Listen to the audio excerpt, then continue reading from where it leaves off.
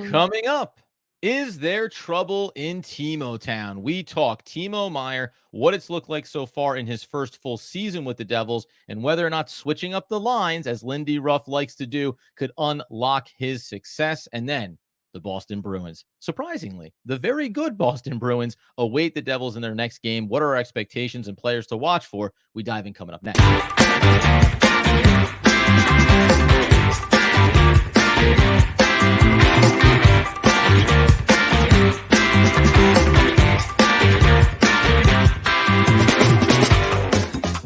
Yes, sir. It's DPL, the Devil's Puck Luck Podcast, where we are your hosts. Over here, Adam Armbrecht. Over there, Danny McDonough. And it is, of course, another edition of, speculation, rumors, concerns. Danny, we're going to talk about Timo Meier. We're going to talk about the Boston Bruins. But just in this moment right now, we said it last episode, defense is getting a little tighter. We know goaltending, still keeping an eye on it. But how many players on this roster right now would you say you have a watchful eye on in terms of need to start showing me that you're the guy we thought you were going to be? Timo Meier is the number one. We know Timo Meier is the guy we were going to really watch against the Bruins. Now that he's on the right wing with Jack. But Dawson Mercer still for me. I want to see Dawson Mercer do a lot more. I think he's capable of doing a lot more. And then we're going to look at the defense, right? Defense-wise, we want to see Marino and Siegs step up and just be consistent on the defensive side of the puck. Do you feel like Dawson Mercer, you said this last episode just before we get into Timo. Do you feel like he's starting to get the ire of the fan base? Is this another young player getting too much attention given that he's still as young as he is? Or is this somebody that I've seen fans say get him out the door, put him in a package, bring in another player that we need, improve this team on one of the ice or the other? Are you at that place with him, or is it just steady as it goes? We need to watch him develop.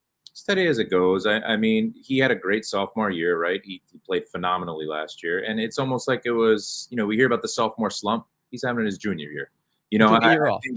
I think that in the system that he's in and the line juggling around, I think he has kind of had the brunt of moving to specific lines because he could play center and he could play wing. So I don't think he's had that consistency, especially with all the injuries. He's a good penalty killer. He can kill penalties. I think he's going to turn it on, and for us, he's up on a contract year. So It's not a bad thing that he doesn't have 30, 35 goals this year for us if he has 20, which is still a good season for Dawson Mercer. But I think he's going to be fine. I think he needs, again, just like Holtz, to find the type of player he's going to be. His two-way game is there, and I think the goals will come. Hey, the reason why I brought up Dawson Mercer is because he has one more goal this year than Timo Meier. And he also has the same number of assists currently. Timo actually has 2 more assists than Dawson Mercer. 6 there. 5 goals, 6 assists for Timo Meier. Listen, there's clearly been an injury that he, softly worked his way through. It was nodded to, but never really fully addressed. Where do you stand on him right now after he comes over in the trade last year? We mentioned the spark in the playoffs, all that good stuff. But the physicality doesn't quite look the same. Is this switch and getting on the right side of Jack going to be the thing for you that unlocks him? Yeah, we saw flashes of it before he got injured with Jack, that he was going to play really well on that line. So anybody with Jack Hughes is going to play well, right?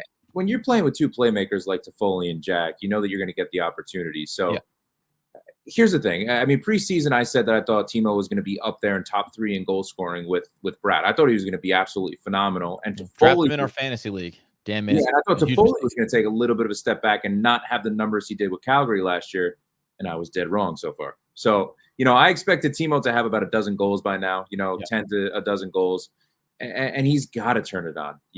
I'm not worried. I'm going to watch his play a little bit more, obviously, but I'm not worried in the sense that I think he's going to be what we expected him to be for this Devils team.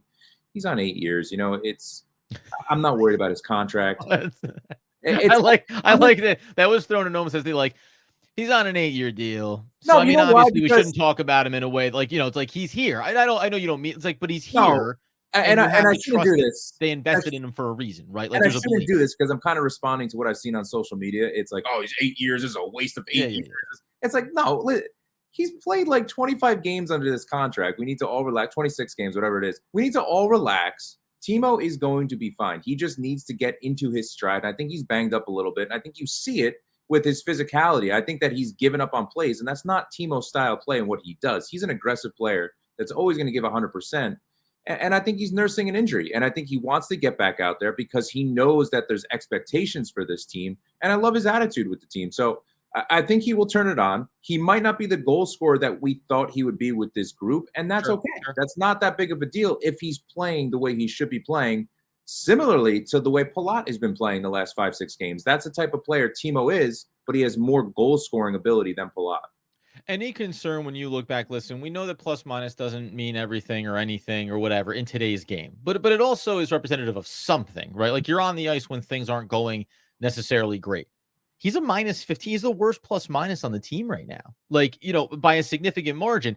And if you just think about the idea of, I only bring it up to say, when you look at this team and you say, okay, plus minus, it doesn't mean everything because, here's why you balance it out. So I'm going to give you the both and. He's on the ice for a lot of bad situations. He's been injured, as you mentioned.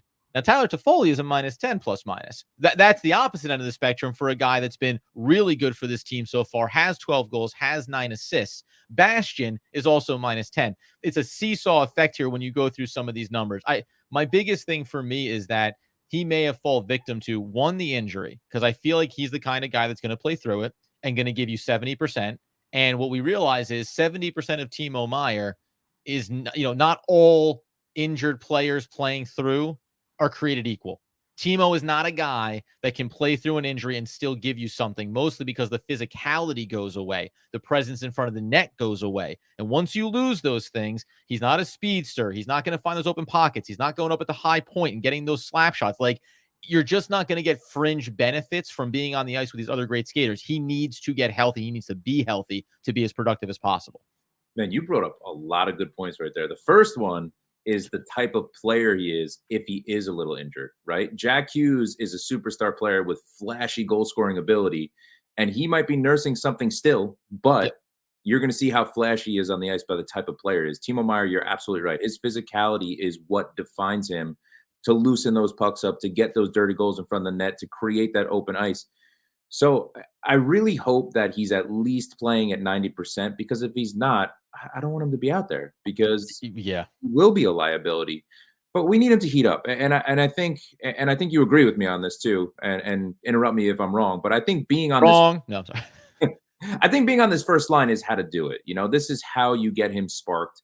To be playing with your superstar Jack Hughes, alongside Toffoli. And you knew that Lindy Ruff was not going to break up that Nico line because they're playing so well with Bratt and Palat on his side. So, and going to the plus minus, this year is like super indicative of how it doesn't matter sometimes because the goaltending has been so bad in the beginning of the season. Right. And I didn't throw that in. Like, if Yeah, you're on the ice for goals, you're like, well, I'm not, I wasn't. It just, what do yeah. you want me to do? It's hard because, and obviously the power play and special teams isn't going to account for your plus minus as well. But it is telling you something. It is telling you something. Maybe not on the level that it really should be, but it'll tell you a little bit of something with Timo at the minus 15. I don't take too much stock in it, but yes, he needs to play better. Both way, two-way game needs to be a lot better defensively and offensively. Yeah, to me, at a minimum, right? At a minimum, you have to feel like being the worst plus minus on the team tells you some story about Timo Meyer. Coming up here in a second, we know we're going to be watching him. We're going to be watching a lot of players when the Devils take on the Boston Bruins. We'll get into that conversation in just 1 second here. But before we do that, gotta go ahead and tell you about our friends over at DraftKings Sportsbook. You may be saying, why? Well, because you can bet on all the action on the ice with said DraftKings Sportsbook. You get over there right now, Danny. Early numbers on this one. It's really, come on, the Devils are at home here. It's a minus 115, minus 105. Devils, Bruins. This is a coin flip kind of game. Over under is set at 6 goals. Gut check time. You going over on that? You have to be going over. No, believe it or not, I'm going under on that. I think, Wow. yeah, I think the Devils are going to win this game in a 3-2 type of fashion. I think it's going to Wow. overtime. This is going to be an overtime game. Interesting. So 2-2. Wait, I'm sorry. This is DraftKings ad read. We'll get back to it. You're talking 2-2 game in regulation. Yeah. Well, that'd be an impressive trend for a team that has struggled to do so, but I like the bullish nature of it. You can download the app right now and use promo code, THPN. and new customers get $150 instantly in bonus bets for betting just $5 on hockey. That's promo code. THPN.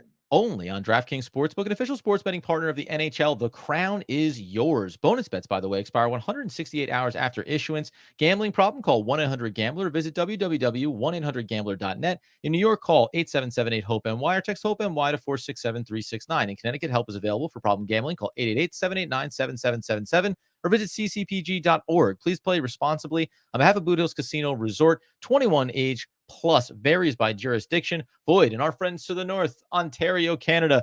Bonus bets again, my friends, they expire 168 hours after issuance. See dkng.com/hockey for eligibility and deposit restrictions, terms, and responsible gambling resources. NHL and the NHL Shield are registered trademarks of the National Hockey League. Copyright NHL 2023. All rights are reserved, and I reserve the right to be shocked by the fact that the Bruins collapsed last year, blew the thing apart, said, hey, watch out for all these young guys. And hey, watch out for all these young guys. The Bruins are a really good team. Now, interestingly enough, there is ebbs and flows to the season, and we get really focused in on the Devils. Danny always has a wider gaze around the league. This is a team that did at least have for a second there a little bit of a stumble. They lost 4 out of 5 going back to November 20th, ending with a loss to the Columbus Blue Jackets, who the Devils are going to see twice here on November 27th, my birthday. Ooh. But then after that, 4 out of the next 5, getting wins, getting back on Columbus as well. San Jose mixed in there too. Just where do you think they are right now, this team? Winning games in a lot of fashions, by the way. 3-1, 3-0 does kind of lean into this idea of could be a low-scoring affair if you believe the Devils can get this dub. Goaltending and defense. That That's is it. what they are built on. Their Ooh, system. can we have some? Yeah, that's what they're. Listen, Swayman and Allmark are absolutely incredible. I think, correct me if I'm wrong, you can look this up, but I think they lead the league right now in goals against average. I think they have the best goaltending in the league. Defense is solid. They're going to play a very systematic game, and that's why they're as good as they were last year, because they're still sticking with that system. They lost a lot of players on offense. We know that. But listen, they got Pastrnak. They're going to score goals. Charlie McAvoy is out against the Devils, which is a good thing for Yeah. us. He's been day to day. We're not going to see our old friend Pavel Zacha. But, Adam, we might get to see Boquist, who was called up by the Bruins today. So it'd be nice to see him on the ice. We'll see if he gets the start against the Devils. You've got, of course, talking about Swayman. He's third in the league right now, 2.08 goals against. And then Linus down there, 15th position, but 2.69. You're talking about both of your goaltenders giving you really stellar performances. The idea of having Boquist, this feels very, because it's Boston, it's New England territory, Mm. feels very Patriots, Bill Belichick, like go get a guy off someone's practice squad middle of the week, have him come in, then bring him up, and he just sits on the bench and stares across to the other bench there or something.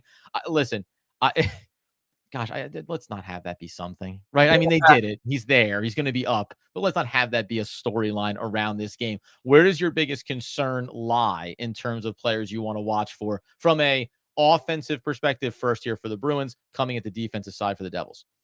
Well, I think the big thing for me is going to be on the dots, right? The center position. Charlie Coyle is going to win some faceoffs, and Nico Heesh is going to have to win more. That's really what it comes down to. They have the young kid Geeky that's going to be up on the top line now. I believe for Boston, he's going to get a promotion with some of the injuries going on. So I'm looking down the middle. I want to see down the middle what we're going to be able to do. I think that's very important. I think Mercer on the third line winning faceoffs is going to be very important. He hasn't been the best centerman. I like him better as a wing, but I think Haula might be a little banged up. That's why he's not going to be taking faceoffs as much with that upper body injury, coming back from injury, which I think is important. So for me, I'm going to be looking at Timo, like I think everybody is, but I also am going to Yep. look at Nico. I'm going to look at Mercer. And I want to see Haula. I want to see Haula really make a difference in this game, because he is that type of grinded out player. We know Palat's been playing well in regards to, alongside the boards and really, winning puck battles. And dude, your best friend, Bastian, Yeah. like he's gotta make an impact in this game. You're playing a tough team Uh, that is going to forecheck, that is going to play extremely hard on the boards in a defensive sure. style game. Bastian's got to do something. He's got to do something. Yeah, well, I'm not going to put a lot of stock in him doing something, at least not based on his track record so far this year. I'm going to watch Kevin Ball because I think he just needs to. He's got himself a little bit back on track again. The ire spotlight has shifted over to Dawson Mercer now. Start of the year, a lot of it was on Kevin Ball. I think you did a good job defending kind of where he was at, and again, another young player. So I'll be keeping an eye on him. It's just worth noting. You mentioned about going down the middle there. You talk about the assists for this team, 6 assists for the Boston Bruins, 6 players, excuse me, in double-digit assists, obviously led there by Pasternak. But you go down there, man, all 3 of their centers, you've got 11 for Coyle. You're going to have Zaka with 11. And then just outside of there, you're also going to have Matthew kicking in with 7. Like, this is a team that's going to present challenges for this defense. I just feel like the Devils' theme of getting smart, of playing consistent, that gets tested every single time that they go out on the ice. And I think I just worry about, you and I have sometimes debated this, and it's not about fundamental hockey, power plays, penalty kills. I know you want to have a clean lane for your goaltender so you can see the puck coming in, but not always with our goaltenders. Sometimes you want to get in between there. And I think those moments have been interesting to watch, right?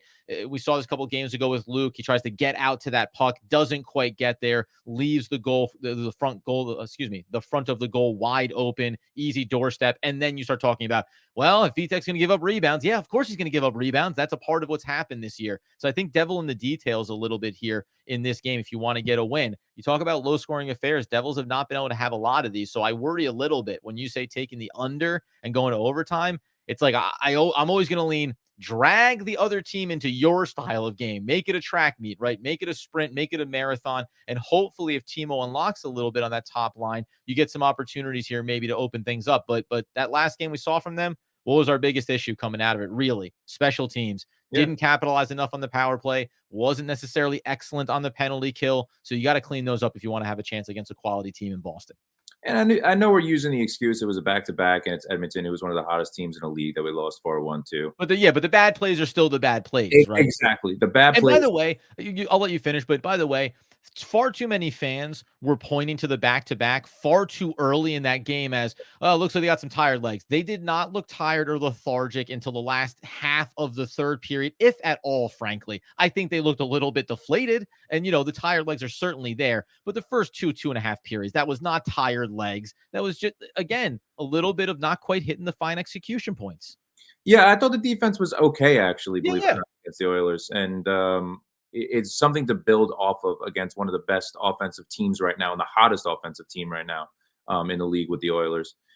I think it was a lot of our offensive lines kind of just lazy turnovers in the neutral zone, like you're saying, off that back to back. Yeah, maybe you're a little sluggish, but like you said, we came out firing. We came out looking good. So yeah, I don't really want to hear it as an excuse. I'm with you on that. For me, we're going to be at the game, so I'm probably going to be like pulling on you when it's like, oh, dude, it's going to overtime too. This is Here's this the is reason. gonna be this is gonna be a difficult one. This is gonna be a challenge for me. Here's the reason why I think this game is going to go to overtime in a very low scoring game. I think Okay. the Devils are going to play very similarly to how the Boston Bruins are going to play, the way they've been playing defense in the last 3 games. The Devils are doing a good job on really being consistent on where they are behind our own net and really at the point, and really clogging up the neutral zone defensively, sticking on that blue line and not making it easy for the opposition to get into our offensive zone. So I think that whatever they're doing in practice is working.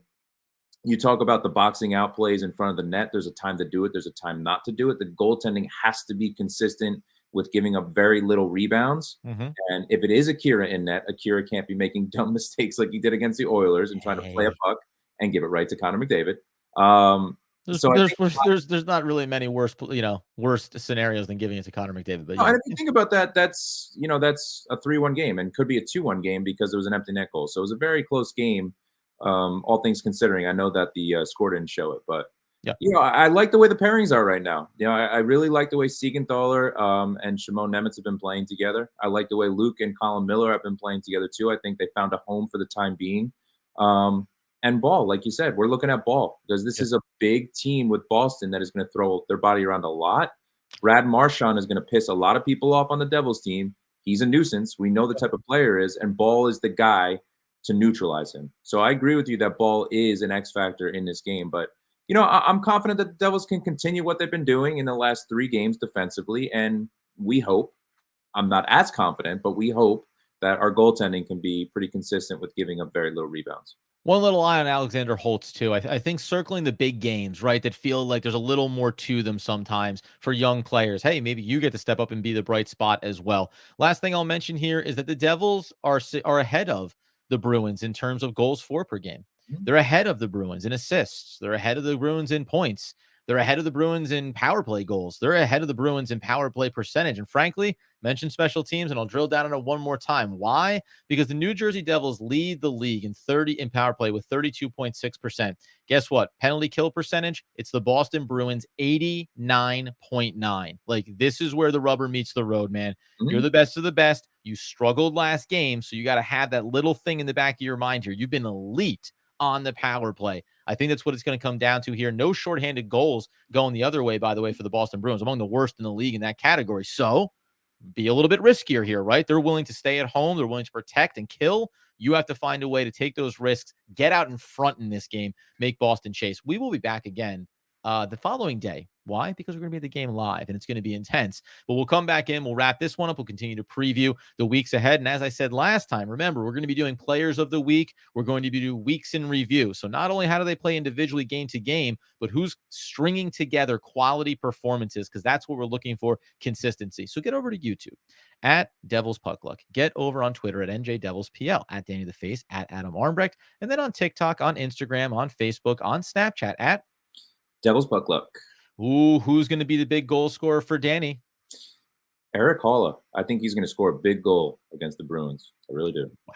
Bold man coming. I believe Timo was your call in the last game against the Oilers. Oh, he's gonna have a big game. I still think he's gonna have a very big game. I think he will score a goal too, and it's gonna be one of those dirty goals in front of the net. Listen, like you said, this is offense versus defense. That's We're right. the best offense. Bruins are the best defense. Let's see. We'll be there, guys. By the way, get after us, man. Look for us on social media. We're going to be doing some hanging out, maybe asking some questions at the arena when we're there for those live games as well. So stay tuned over on social for that. We'll catch you next time.